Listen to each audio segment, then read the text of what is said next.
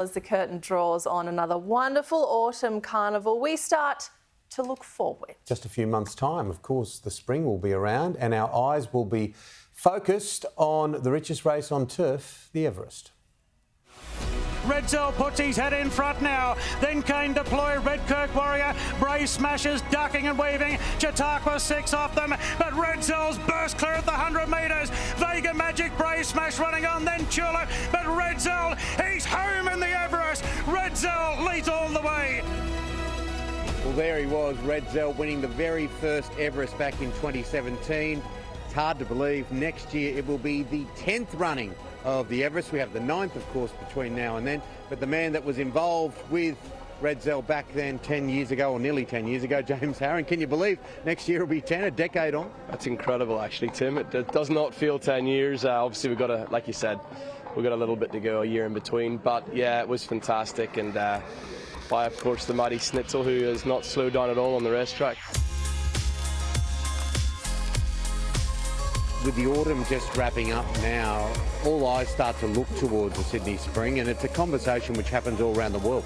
Yeah, look, it's quite extraordinary. I think it's the only race we start talking about it pretty much the afternoon after it's been run. You know, we start thinking about what's going to be backing up the next year, and of course we've got some pretty exciting additions potentially this year, so it just gets more and more exciting. Let's talk about a couple of those. Ying Rising, racing in Hong Kong in the Hayes stable. Yeah, look, he's a very exciting horse. We've seen horses from overseas try and conquer the Everest and haven't made much of an impression, but this guy might be a bit different. He's doing some freaky things, he's running some amazing times. Of course, he's got David Hayes training him, who's been so successful here in Australia and knows what it takes to win at the highest level in the sprint races here. So yeah, I can't wait. Hopefully he gets here in really good order and we can test him out against our best sprinters. Private Harry becomes a general in the Group 1 Galaxy. And we've got another one with a bit of a fairy tale story with a Newcastle trainer already in. Obviously, Private Harry has been fantastic, an unbeaten colt. You long have purchased a share in him. His trainer Nathan Doyle's managed this horse just so beautifully, and yeah, he'll be a real force to be reckoned with.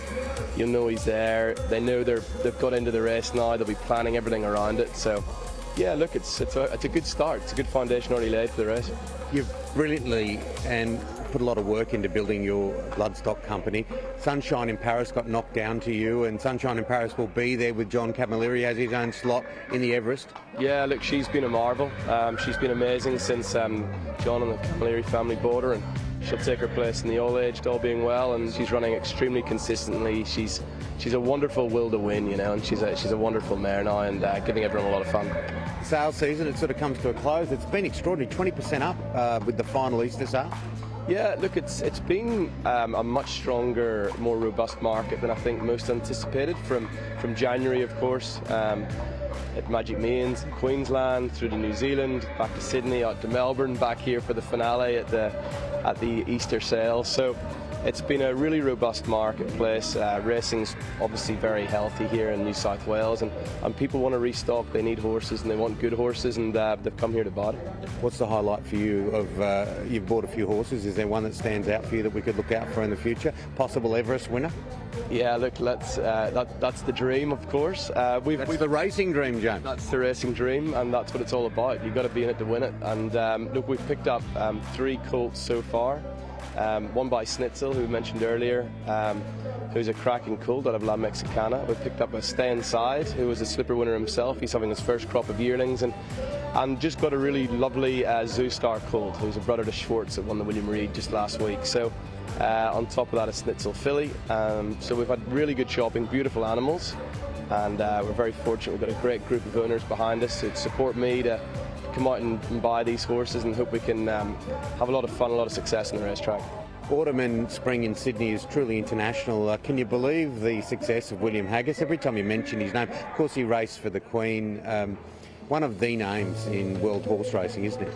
Quite extraordinary, Tim, when you look at his stats and the amount of horses he's brought over that have, you know, equated into winners. So he's put a lot of work into the team at home. You know, it's a large yard in England, so they've handpicked what they believe will work here. They haven't just come here with a big plethora of horses. It's been very thought out. very well managed, and it's wonderful to watch. And I think that the punters have woken up to it. When William Haggis brings one out, you got to pay it a lot of respect. Finally, what about the health of the industry at the moment? How do you see it? Yeah, look, like I just sort of touched on earlier, it's been quite buoyant. The market's been good. It's a little bit more selective, you know, but across the board, there's been really good demand for the nice horses. I think everyone's going to walk away from the yearling sales series with good confidence, and you know, with our prize money and just the racing culture here we've got is very much in a really good place. So it's exciting times ahead, and hopefully we'll have some of these horses you'll see all around the complex today being the next future stars.